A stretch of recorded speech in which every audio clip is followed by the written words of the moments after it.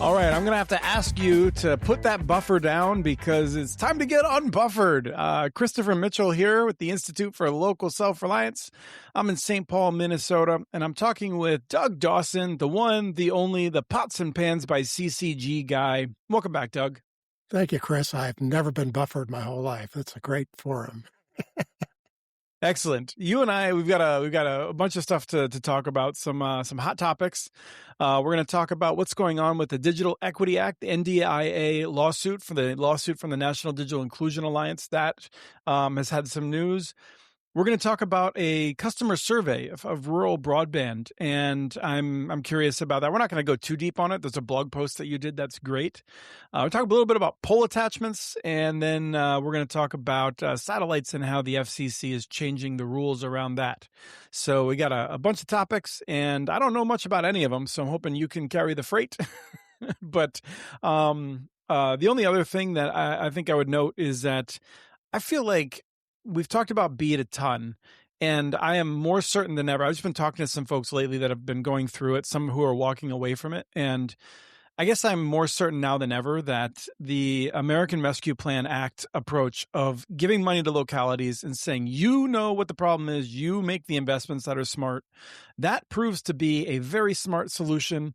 And the whole, like, we're going to figure out everything in Washington, D.C. and then like micromanage everything did not work out so well. What's your top line like lesson from all that at this point? Absolutely. I mean, the program that worked the best was Capital Projects Fund. Same money as ARPA. All they did was they went, state, here's your money to go solve broadband. Here's 5 rules. And they didn't, and this was done by was that Treasury? And they didn't micromanage it at all. They just said, here's your money. You do have to prove to us you're doing these 4 or 5 things, but it was very broad. And so states used that money to build broadband, and a lot of them took different approaches, but that money went out the door fast. I mean, some states had grant programs 3 and 4 months after they got the money. Yeah. So this isn't a critique, I think, of bureaucrats in DC or in the States. This is just a recognition that there are a number of things for which trying to do this elegant solution in which you identify every last home in the country that doesn't have service, and then you figure out the best technology for all of them, and you have this complex bidding. It's not a good idea. It takes too long, and it's not that efficient. It's not worth all the trade-offs. Better to get the money out, have some basic safeguards, and then if the localities screw it up, they will be held to account.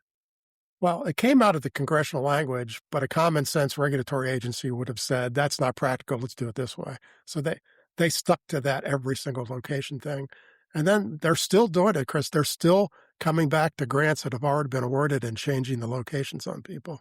It's ridiculous. Yeah. Well, they're disappearing locations in a bunch of places. And so it's gone from flawed to farcical, and it's gross and disgusting. Absolutely.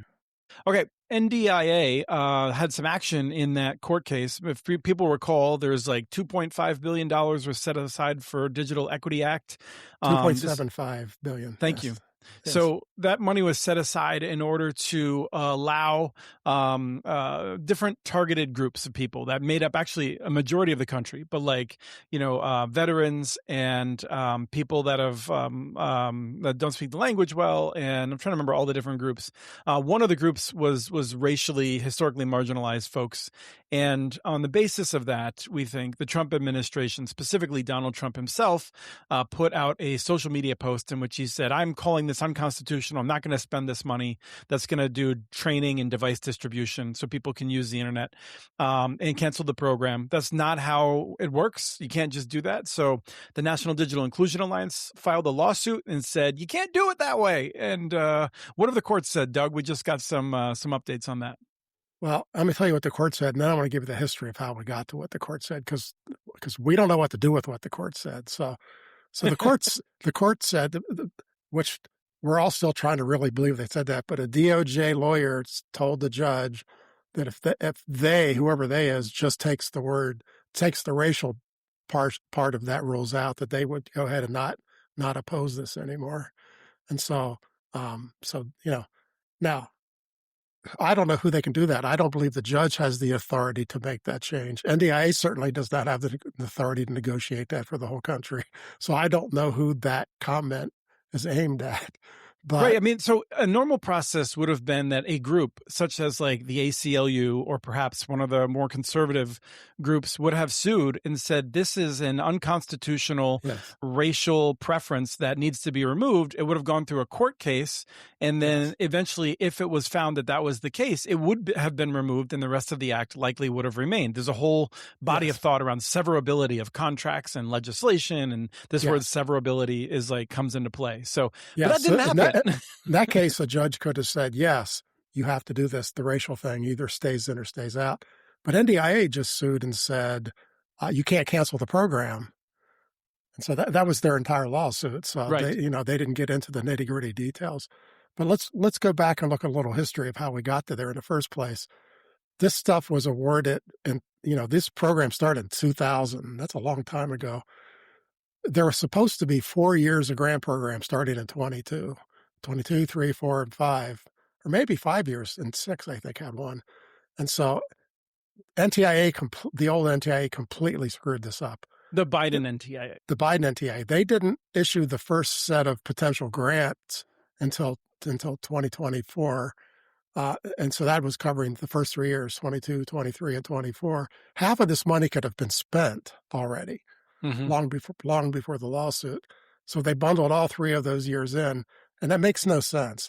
This is not like BEAD where they were fighting over locations and stuff. This is simply a grant that said you can use money to give people computers, you can train them how to use computers, you can do some job training. I mean, it was a pretty simple list of things that you could use the money for, and nobody really argued about those things. And so, but it took them all that time. So they didn't get the first set of grants out for 4 years. And by that time, we had a change of administration. And you're absolutely right. Everyone's pretty confident that the grant got canceled because it had the word equity in the title. Right. This is a time when there was a lot of people in the federal government.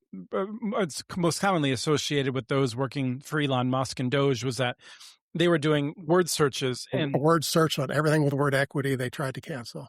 yeah, they didn't bother to understand what it was. I mean, there was debates with Doge people trying to get rid of programs that supported home equity loans Yes. because because these are also people that had no idea what a home equity loan was. Well, no, they're 23-year-old snot-nosed rats is who they are, but yes. I mean, I'm sure some of them weren't quite that bad, but yes, that was my impression. That's my impression, yeah. So, if it would have been called the Digital Inclusion Act, it might not have been canceled, right? So, I mean, sure. Right, or the let's get money to like rural-based people who've served in the armed forces to like so they can use computers and actually, try to improve their situation in life. But so now we have this court case, and the answer is, I don't think that changes anything. That what the DOJ said, because that court can't deal with that statement. Well, I sort of wonder if like it could be the situation in which the administration was to say, all right, we're going to reinstate this. We're going to follow the law. Fingers crossed. We're not going to do anything that involves racial preferences or racial equity language, and nobody will sue them because they'll just be happy that the money's still getting out there. I think that could be an approach that would work. Well, that's what we're all hoping for. But Ariel Roth just had a big presentation in front of Congress, and she didn't mention this thing again. So I don't believe they're planning to do that because I believe she would have taken credit for that if they were going to do that. So no, you're right. That would have been a time to do it. She's very focused on getting computers out of schools. Oddly, so yes, out of schools, not into schools, out of schools. Correct. I can't even. I just. Like I don't want to talk about the merits of it. It's just not her job, and it's unreal to me. Like what is going on? So that's basically we're in this situation right now in which we're not really sure what's going to go on. In that I feel like there's not a mechanism to do what the Department of Justice has proposed, aside from the Trump administration just perhaps starting to do it and the lawsuit being dismissed. We don't know that wasn't just the DOJ right now is staffed with a whole bunch of brand new rookie prosecutors and some incompetent prosecutors. All the good people left, and it wasn't even a party thing. good prosecutors didn't stay there. I mean, I think they lost 70% of their original prosecutors. Right, and the ones who so are there are totally overworked now. Yeah, so who knows what prompted that guy? That may not represent the administration That was my other thought. position. I was like, maybe he just made that up. I mean, He might have just made that up to make the judge happy for all we know. The judge might have said, "Why are you guys being so obstinate?" He goes, "Oh, no, we're good." I mean, who knows, right? Yeah. So I mean, I feel like we'll keep an eye on this and try to get a sense of what's going on. But it's a shame that they didn't sue on the equity word, because in that case, that statement would have meant something, but they didn't. So, yeah. I mean, who would have known at that point? So you did a post about a rural broadband customer survey that I just found quite interesting. Well, let me give you the ability to start this one off. What did you find interesting from the results of that? Well, it comes from Innovative Systems, who's an OSS BSS system, and I don't know, they provide like software to run the back side of the customer, the subscriptions, and it's their 11th survey. So they do this every year. They don't ask the same questions, but it's real basic stuff, how to use your computer and that sort of stuff. So, what I always find interesting about it is the percentage of people who, I mean, they found that and this was about rural this year. This survey was about rural households. Other years it's not been about rural. And they found that rural households use their computer 10 hours a day. That's a lot of hours. Sure is. I mean, that's a whole lot of hours. So you got to figure people are off working and stuff. So, only 7% used it less than 3% a day. So I just find every one of these statistics kind of blows me away a little bit, because, and this was probably the most important one to me, was that 46% of rural households use a computer to work at home, at least part-time. That's not nearly that percent in cities, because cities people go to work, right? But in rural areas, you can't find jobs around you. Mm-hmm. That's really probably the most important thing. And we've seen that in real life. I worked with one of your Minnesota counties, and we did a survey there, and this was Yellow Medicine County. Every single farm that we talked to had someone who worked at home. Mm-hmm. Because you have to. They're far from the metro. You have to. So, so computers are massively important to these rural areas. And so that statistic just kind of blows you away. So, yeah, and reliable connectivity. For me, the part that blows me away is I just feel like people misunderstand this. Like, you remember like all the discussion, and some of the people, I like them, but some of the crotchety old men who are just like, making all this investment just so people can stream Netflix, this whole cat videos and and just this idea that it was not worth it. 81% use email, 79% stream entertainment. That's about what I would have expected. 97% of respondents use social media. That's why people have those connections.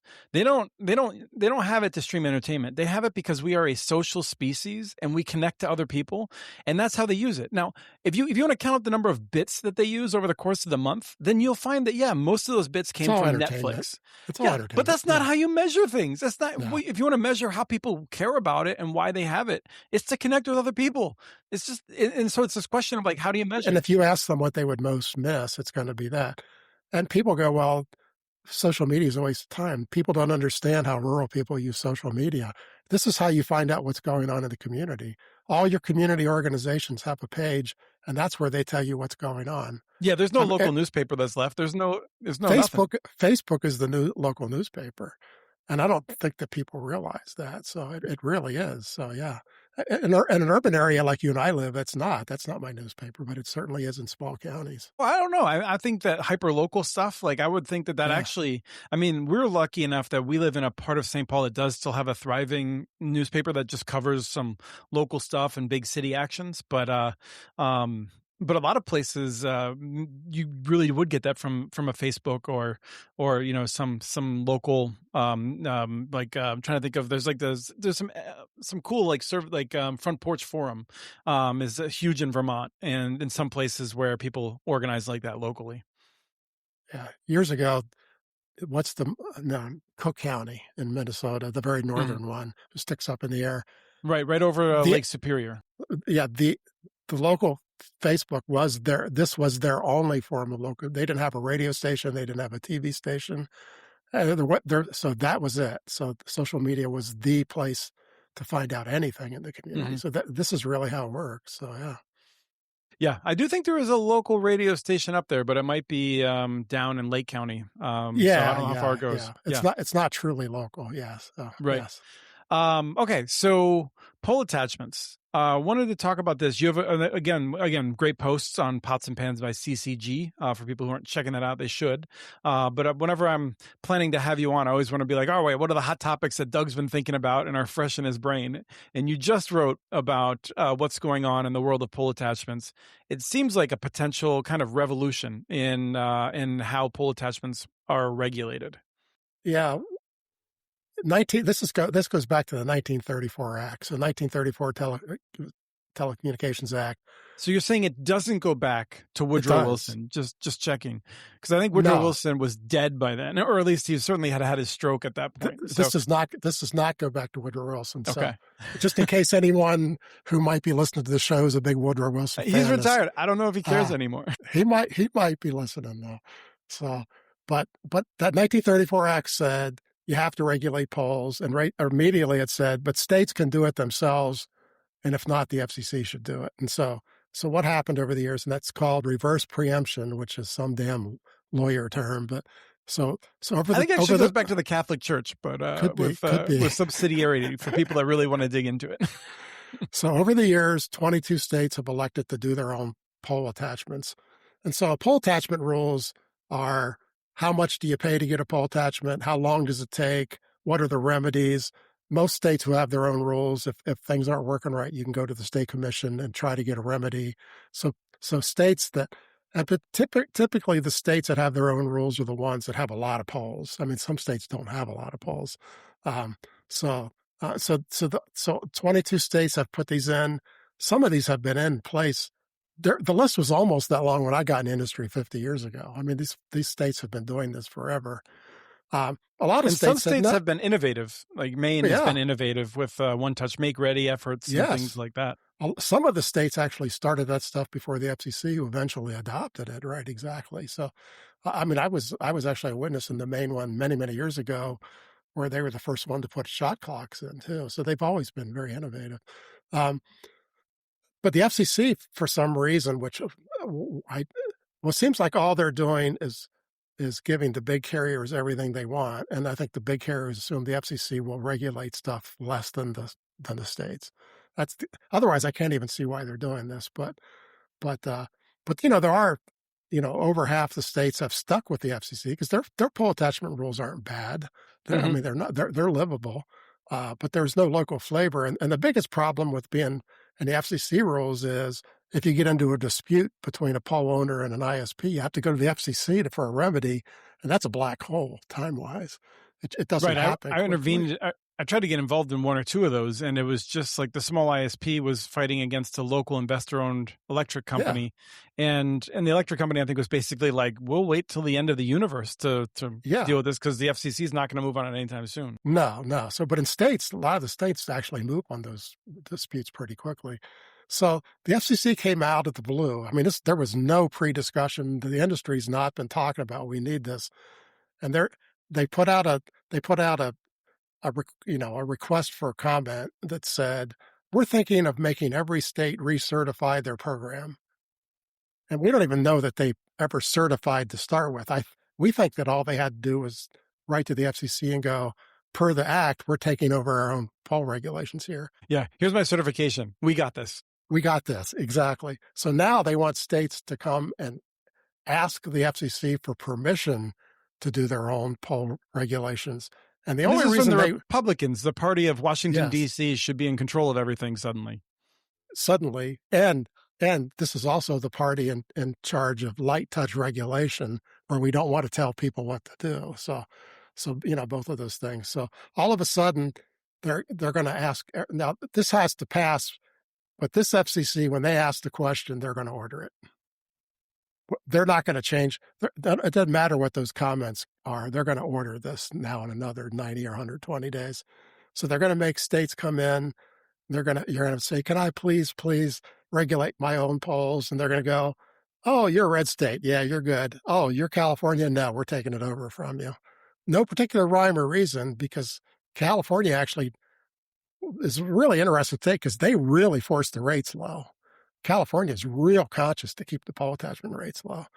But so because they're complaining that states are, not following the rate rules and all that.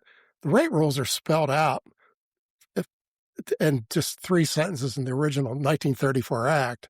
Rates have to be equitable and based upon costs. And so, it's impossible to say any state's doing it wrong. Nobody's trying to make a big profit off of poll attachments because it's not in the benefit of the states or the feds to do that. So, well, there's another thing going on too simultaneously, right? Which is that historically the cooperatives and the munis, basically the publicly owned entities that are accountable to the public, they were not held to those rules. They had the ability to do more self-regulation because there was an expectation that if they were acting against the community interests, people would be like, "What the heck?" and they could just change it. Whereas, you know that a big investor-owned electricity company, like for instance, Xcel Energy up here in Minnesota, they have an interest in trying to drive the poll rates up because they don't really care what happens to any of these communities. It doesn't bother them. They're just trying to get as much money as they can. But a co-op, if it's making life hard for people have a means of changing that policy. But it seems like the federal government, and particularly back to Ariel Roth and NTIA, am I understanding correctly that NTIA is requiring the co-ops that are going to get BEAD dollars potentially to have to then adhere to the FCC's rules that had not previously applied to them? And not just for BEAD, they have to adhere to them for all time. They have to. That's remarkable. In order to get. And some of them, like I know a co-op I'm working with who got already funded 95% of their network, and they were going after 500 locations with BEAD. And so they would have to put all their polls under FCC jurisdiction to get funding for 500 polls. You can guess what he said. He's like, F that. Yeah, because that's the end of my BEAD. I don't want it. Yeah. So yeah. I mean, people should appreciate that. Like the co-ops range from Pedernales, which is outside Austin, or not even outside Austin anymore, which now has like 3 million members and incredible density, and like these South Carolina co-ops that have like the suburbs have grown into them and they have like a lot of density. They're totally different from the co-ops in other places. I mean, I visited one up in Alaska, and the idea that these are all going to be subject to the same rules is ludicrous. Yeah, no, it is. Another one is the capital of Oregon, Portland, is completely inside of a co-op. So it didn't used to be, but it is now, right? So, but most co-ops are exactly the opposite of that. They're just tiny. And now, one of the things that none of these guys like, the state poll rules actually also have rules about keeping your polls in good shape. And that's the one the electric companies hate. And I have to think that the electric companies are behind this because they know that the FCC's not been pushing them on that. Some of the states are pushing them on that. The states are pushing. Important. A lot of the states are like pushing poll inventories, and you have to have a plan to update your oldest polls. And so that's what. So I don't know that this is coming from telcos and ISPs. I think this is coming from the poll owners. The big that's utilities, because that's what they absolutely hate those rules. I mean, when I try to get a sense of what's really happening out there, because I can appreciate that people are like, yeah, Chris, your theory is great, that city owned or cooperatively owned would operate differently, but like they also are run by people that have their own incentives and they don't really care what the neighbors think and stuff like that. But I look for empirical evidence, and one of the things that has struck me was like, when did Hurricane Sandy hit? That must have been 2012 because it was during the election, right? And there's I don't remember if it was Sandy or the storms that happened the year before or the year after, but there was a series of storms in New England. And I think it was Reuters did a big piece looking at why it was that National Grid and the other investor-owned electric utilities were out for a week after these storms. And the municipal providers, there's no real co-ops in New England. There's one in New Hampshire, but there's just not much else. But the municipal providers were out for like usually a day or less. And they looked back at decades of maintenance budgets and found that the investor-owned utilities had stopped trimming the trees and doing other stuff to protect their poles. And so what you're talking about, Doug, like I can imagine people are like, well, who really cares? Is it like if they don't maintain the poles, that's their problem. Yeah, until you get electrocuted or until you lose power to the hospital and like any number of other places, because these companies are skimping. They're taking your money that they're supposed to put into maintenance and they're giving it to their shareholders and their executives. And that's a real problem. It needs to be managed to make sure that doesn't happen. And yeah, the federal government is not going to do as good a job of that as the states, although the states aren't going to do a perfect job. That's not the argument. We had Hurricane Helene here, Yeah, and you had and and experience with it. and Duke and Duke has done a pretty good job with tree trimming in the city. They do not do a good job in the country, and so that's where they had all the big problems. But even here in the city now, I would say 15% of the poles lean sideways. My guess is they're never going to fix them because there's no one making them do that. So the next time we have a storm, it's going to be a disaster. I mean, I'm a guy who drives around looking at poles. That's an idiot thing to do. My wife gets real annoyed. Yeah. No, it's interesting because I was just talking with folks at Anza Electric Cooperative about Yeah, the challenges they've faced. And like, for instance, they do not use wooden poles anymore. And I suspect this right. is true for others. I don't know. I don't know if PG&E still uses wooden poles, but Anza is basically like everything is a metal or a concrete. Yeah. I don't remember what it was, but like it's something And, that and won't burn. some of each, there's both. Yeah, yeah, Yeah, and they'll put in stuff that they can, even if everything burns off the pole, they can get new right. stuff on the pole quickly, Yes. and take care of it because they're trying to figure out how to serve they live there. Like this is their territory. They take it seriously. I've actually seen it. Even if a tree knocks one of those over, if the tree falls down and knocks over a metal pole, you cut the tree up in pieces and you stand the pole back up. I mean, it doesn't break the pole. So it's Yeah. like, yes. So it's really, that is the way to go. They cost more, but they're good for 100 years. So, yeah. Yeah. So, anything else on the pole attachments? I feel like I just think it's extraordinary that the FCC wants to take over local regulation. They want to take over pole attachments. They want to take over wireless permitting. They want to take over fiber permitting. They simply want to do it all themselves. And on the surface, that doesn't sound bad, except what they really want to do is when they take that over, then they don't want to regulate anything. no, and they don't put competent people in charge of it. I mean, No.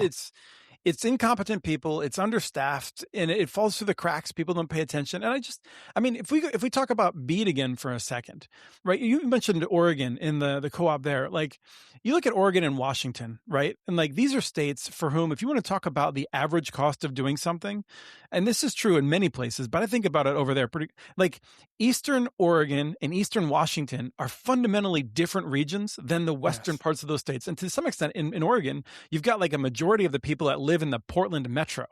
And when you look at how BEAD and these other programs work, they look at a state and they're like, okay, we're going to do an average cost of this state. Well, that's ridiculous. Like you Yeah. don't pick it. That's not how averages work. And so when it comes to BEAD, you've got on the eastern parts of these states, people are getting screwed and they're not going to be able to build the networks that are needed because they can't hit the numbers that people in the western part of the state can hit because the densities are totally different. And I don't even think people understand that at a numerical level in DC. Well, that's what they did to North Carolina because um, all all 7 of the most western states, 100% of the grants, 100% of BEAD went to satellite because they lowered the amount of money. They cut it in half with the benefit of bargain round and Mhm. BEAD, and then nobody wanted to take the money anymore. So there's 7 counties here where their only BEAD solution is, and not only is it satellite, it's Amazon, who doesn't even have a product. So yes. No, they have 200 satellites in orbit now, Doug. They're well on their Oh, way. oh, they're almost to 300. Okay. All right. We're going to move on then to the satellites. Actually, that was a Yes, perfect segue if I'd realized it, but I forgot what we're it talking about was. for the last It topic. was. So, Um, segue achieved. The FCC is changing our way how the satellites are being regulated, and I don't know. Like, I will say that I want to come to this with an open mind because although I'm deeply frustrated with the corruption and stupidity of the Federal Communications Commission, I'm very willing to believe that the government approach from the Federal Communications Commission of how to deal with satellites may need to change when you go from having, like a few thousand satellites to having potentially 100,000 in a few years. I can imagine that we may need some different regulations. So I'm open to it, but from your work, it doesn't seem like it's necessarily the smartest approach here. well, first off, they did need to be modernized. The rules were written 20, 30 years ago when there barely were any satellites, right? I mean, the entire planet before all this broadband stuff didn't have 2,000 satellites, from all the countries everywhere, right?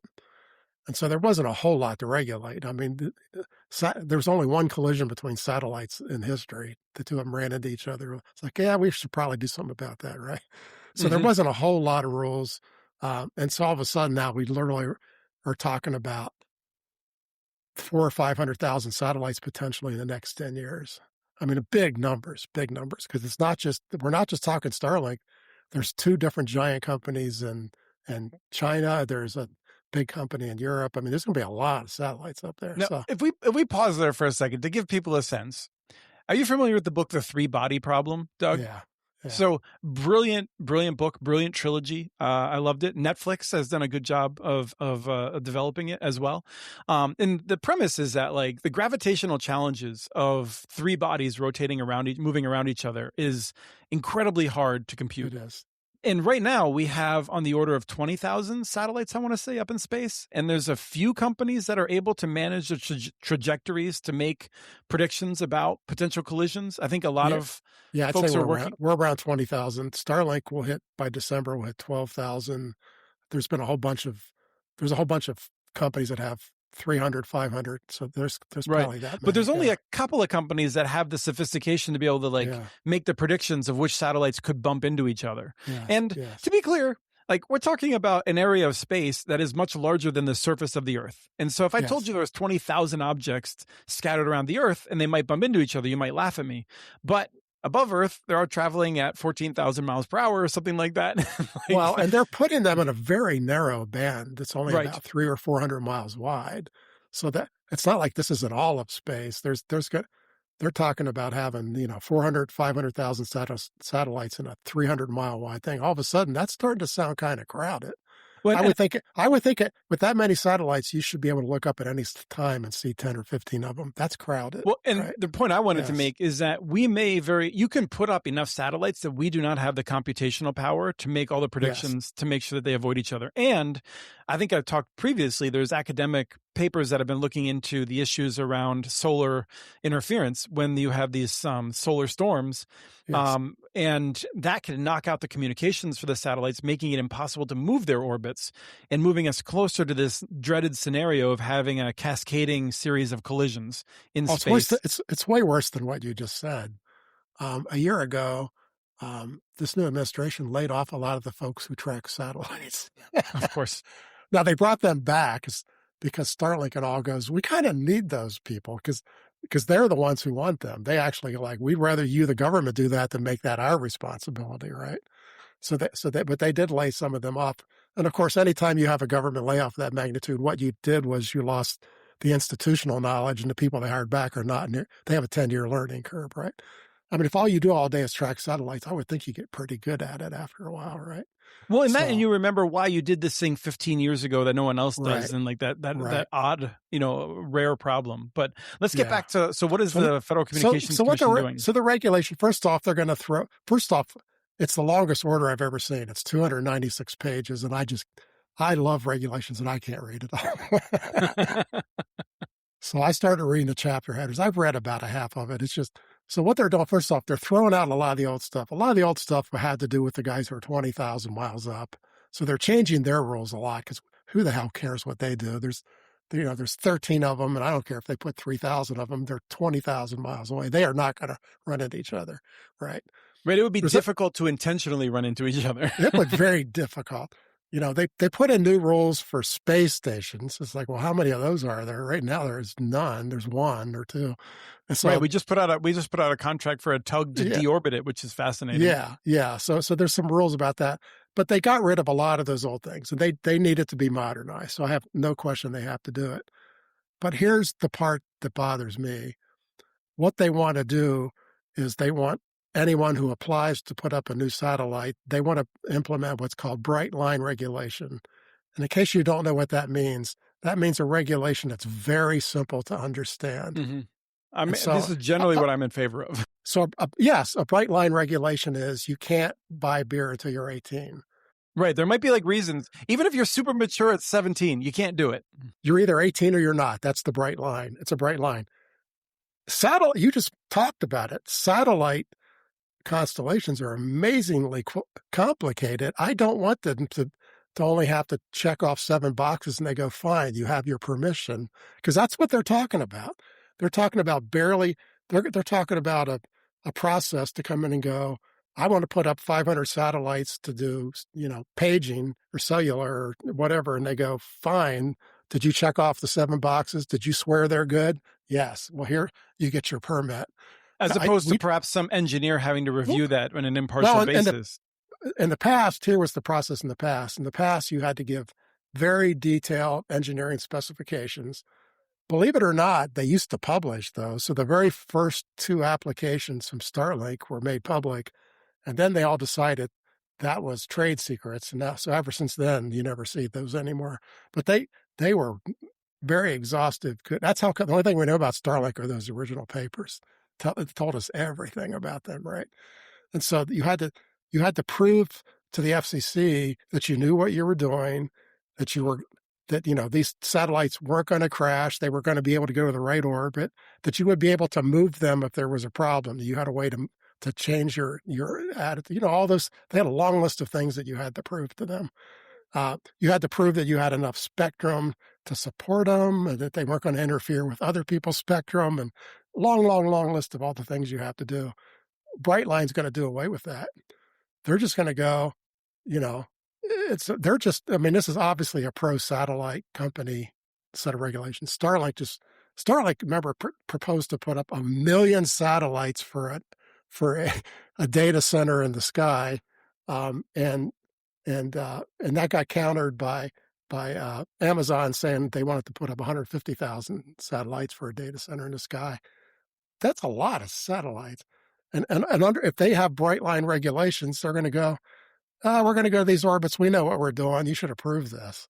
Yeah, no, right? Check the boxes. And what happens internally is you have engineers who are likely to be like, oh, you know what? We don't really know if the system will really work, for instance, to move it around and that sort of thing. And there will be this pressure of, we have a launch date, we have to hit this. The investors are expecting us to do it. And that's what drives this. It's not like this concern about what happens when these things collide. It's what happens to the investors if we miss our dates. And you get pressure to then to basically fudge the check boxes is what my concern would be. Well, yeah. And people probably don't realize this, but the FCC has a huge number of engineers, and these are good engineers. They have some of the best. So if you want to do something with wireless, you got to prove all sorts of stuff to them. Find me an electronics device that doesn't have an FCC stamp on it. Correct. So if they pass these Brightline rules, it's going to be easier to put a satellite constellation than it is to bring a new radio into the country. Because they really check it out. The engineers, and currently their satellite engineers, they make you answer all their questions. And if you file and you only ask half the questions, they go, no, where's the other half of the questions? You got to answer my questions, and they do. And so I think we want that. So I don't want, right. I don't mind now. They could have speeded up the process, because they can always speed up the process, but they can't shortcut the process. And that's what the problem is. Brightline, by definition, shortcuts the process. So, yeah. Well, and I think, again, to just bring it back to okay, what's the big deal? So a company puts up 500 satellites and screws up. It's their fault. They'll just, they've lost their investment, and it doesn't work the way they thought they would. No. Until it creates a debris belt, it means we can't launch anything through the debris belt for a period of years while we wait for it to clear. That changes everyone's lives for the worse. No, we're talking about if there's a major satellite constellation, we would set off a chain reaction, but upon all these, and we would have a cloud of debris that would probably be there for 50,000 years, meaning we couldn't go into space anymore. Well, that would be the worst case scenario in the right orbits. If it was in a low Earth orbit, it could clear in 5 to 10 years, depending. I mean, I presume. So there are some bad cases that aren't disastrous, but it's still really bad. If we could launch for 5 years, that would be really, really bad. There's a ton of technology we use that would stop working over time. The satellites are up there have been shredded. We no longer have weather satellites and communication satellites. That's kind of bad. Yeah. So I don't know that I care that we don't have defense satellites anymore, but but you might. I mean, it really depends. I mean, you're in North Carolina, a little bit on the interior. Well, how would I know, right? Right. You have a good point there. So, yes. So, no, this idea of being able, I would have to call this the Elon Musk regulation. He's like, it's too hard, make it simple. So they did. But this is the thing that kills me is that it's so short-sighted because this isn't even in his benefit or the benefit of of Bezos as well. The sort of these people who are like, probably nothing will happen, and certainly nothing will happen to me in the worst case scenario. Like, they're individually insulated from it. The worst thing that happens for them is there's some sort of bankruptcy or something.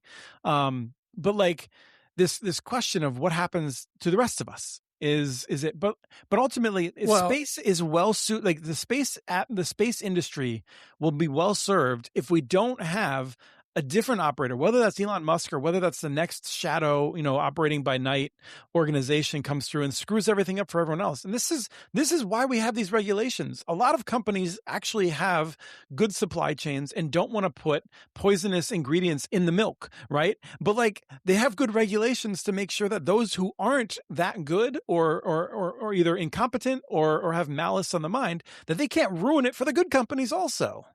now there is a question about whether the FCC actually can do this, because all the companies who have stuff in space are part of something called the ITU, which is the International Something Union, but I think it's in Italian, the actual name of it. Um, but it's but it's a group of all of them, and they agree on all the rules for stuff like radio spectrums, and they agree on satellite stuff. And so I don't know that the U.S. can arbitrarily allow bad actors in space by changing these rules. The rest of the world might say, no, you can't do that. So, and of course, what happens? What's the ITU's position? Throw us out? Well, I think Yeah. that we're going to see this tested, Doug. I mean, Oh, whether we it's us will. or We whether will. it's, some either nation or perhaps area of land that's not well controlled, seeing rocket launches. I think we're Well, going to see this in the next 10, 15 years. one of the, I mean, I told you there was two Chinese companies. One of them is completely controlled and owned by the Chinese government. Are they going to follow the rules? The other one's a commercial company out of Singapore, and they're not really Chinese. So, and the government doesn't have any role in that one. But you know, there's nothing. You're right. There's nothing to stop Joe Bob from having a satellite company if there's bright line regulations. That one bad satellite could set off this chain reaction. Well, That's and I how think, I mean, that's how tender space is. Yeah. and So ultimately, for those of you who are into there's some really good near term perspective, like war fiction about battles between the U.S. and in China, for instance, and it always starts in space, and like that's probably the real threat. Ultimately, if we end up in that scenario, none of this stuff for commercial space really matters a whole lot. well, no, I mean, if the Chinese wanted to do it, now they're going to have their own big satellite, but they could start that chain reaction to wipe out everyone's satellites and put Elon out of business Mhm. along with themselves. So that's the trouble, is nobody wants to do that. So now I have to think that the surveillance satellites are not at the same orbit level. We don't know where those are because they don't tell us. Right. I mean, I think you can. I think That's a secret what altitude those are right, at. but So yet it's known, right? Someone has yes, a database of somebody like, knows. yeah, Yes, because like it's measurable with the telescope, yes, yes. presumably. So. Yes, it is. It is. I'm sure if I actually went to Space News, there's an article in there about it somewhere. But yeah, And I mean, I will say, what is it? I think it's satellitemap.space. yeah. There's Oh, a great, there's companies that track every single satellite. It's really kind yeah. of cool to If watch people these aren't things. familiar, Yeah, satellitemap.space, so cool. Different, yeah, you can just see everything that's around the planet. So, yeah. Nowadays, um, people track everything. When they track where every rich person's airplane goes, the people track you. yeah, I don't know how much longer that's going to last. Yeah, We'll see until there'll be some sort of like, kind of like for a while, you know who owned a website, right? But now right. everyone is behind a mask of Yes, whoever the registrar is, puts up a screen and you right. can't see it. I think that the tail numbers may well be scrubbed for certain people in certain planes in the future. We'll see. Well, then it might Um, just say "rich guy on a plane." That's all I need to Right. know. Right. It's like someone else just reminded me of this. It's like the diplomatic immunity from the movies in the 80s, Lethal Weapon 2 in particular. With Yeah. they get to do what they want. You hit a certain level of wealth. Anything else you wanna mention? Anything else interesting going on? Nah, that's a lot. I have a blog tomorrow, which you'll find interesting, talking about the future of broadband offices. Um, yeah, so uh, somebody, I guess it was Benton, maybe, who wrote an article about that, and then I took their first sentence or two and then went off. They First off, Benton said, "Hey, there's about half of the states their broadband offices sunset, meaning they said you're going to be in business 5 years, and then that's how long your funding lasts. And it happened to coincide with the federal funding. They expected BEAD to pay for most of this, right? Well, when that funding runs out, a lot of them are just going to let the broadband offices shut down. Now, they still have obligations. They're supposed to still track BEAD spending and all that. But if a They'll state bury the Department of Commerce or something. well, but states will just go, I don't care what my obligations are. I'm not doing it anymore. What are they going to do, right? So are they going to take the network back? Are they going to pull the fiber out of the ground? I mean, I don't think so. Pew wrote the article, and Pew came out with like 6 or 7 things that they should consider doing, but they were all socially responsible. And it's like, you're asking state governments to be socially responsible. Are you sure about this? We all would love it because we're insiders of the industry. Like, yeah. So you're taking more of a realistic approach. I'm taking a realistic approach. I mean, it'd be wonderful if they really take inventories and, track things and get statistics, and because that's the kind of stuff that would be really wonderful to have. But you mentioned this before with like having an inventory. I mean, if you really wanted to have a pro competition activity, making it easier to get on polls and identifying where where there's like free attachment space, and where you could put together certain paths, and where there's like open conduit, like, and making that more available to small ISPs, that would make investment a lot easier. If I had to get a fiber line through the DC metro area and I had that complete inventory, I could find a path where it was the cheapest, which means also the easiest, which means there's room on the poles, right? Which probably would be like 3x less than if you didn't have that information, right? I mean, like, significant difference. Oh, yeah. No, I think you would cut the cost by 2/3. And those would be the poles where the guys aren't going to mind you getting on. They're like, well, yeah, they're open. That's good. My fiber route would run through neighborhoods. Look, I don't care. As a pole owner, as a fiber owner, like, I don't need to follow the major highways. So, but no, the inventories would be wonderful. We'll see if hardly anyone has done anything like that. West Virginia wanted to use their non-deployment funds to force that, but that's the only one so far made us. I guess Vermont talked about it, so people are talking about it, but that's not the same thing as having this wonderful inventory. So yeah. All right. Well, I appreciate your time, Doug, and it's been a fun conversation covering everything from how people use the internet to the future of annihilating our ability to get off the planet. So it's a pretty wide-ranging conversation. What I love is that 97% of the people have a chance to see this video. I hope all 97% of them share it on social media. Exactly. I think it could happen. It could happen. So. All right. Well, thank you. Thank you, Chris. Thanks for listening to this episode of the Unbuffered podcast. We have transcripts for this and other episodes available at ilsr.org/podcast. While you're there, check out our other podcasts from ILSR, including Building Local Power, Local Energy Rules, and the Composting for Community podcast. Email us at podcast@communitynets.org with your ideas for the show. Follow us on Blue Sky. Our handle is @CommunityNets. You can catch the latest research from all of our initiatives by subscribing to our monthly newsletter at ilsr.org. While you're there, please take a moment to donate. Your support at any amount helps keep us going. Unbuffered is produced by Christopher Mitchell with editing provided by me, Jordan Pittman. Until next time, thanks for listening.